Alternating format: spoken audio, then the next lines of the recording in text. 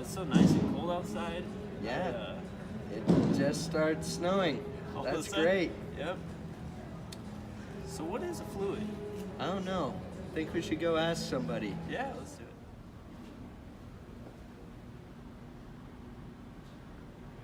Well, guess Professor Niagara's busy.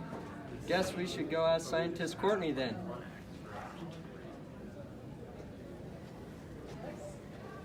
Hey, scientist Courtney.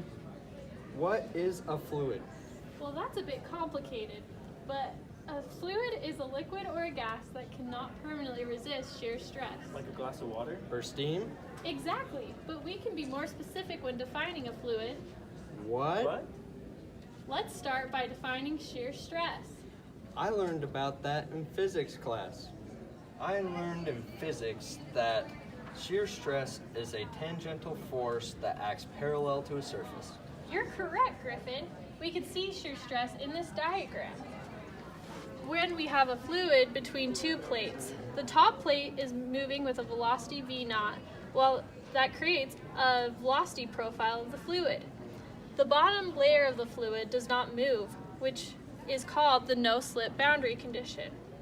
We can define shear stress as force per area and shear rate as velocity over the change in y. Let's demonstrate this with some toothpaste. See this with a toothpaste demonstration. You can see how the toothpaste moves with the plate. What does shear stress and shear rate have to do with different fluids? That's a great question, Greg. Let's look at Newton's law of viscosity. It states that shear stress and shear rate are related to each other by viscosity. What's viscosity? Viscosity in general terms is the resistance to flow, or the stickiness of a fluid.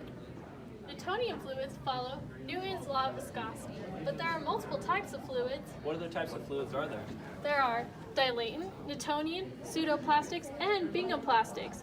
This graph shows the viscosity profile of each, based off of shear stress and shear rate. I haven't heard of any of those fluids.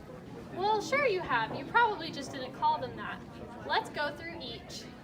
Dilatant fluids show a viscosity that increases with increasing velocity gradient. Like starch.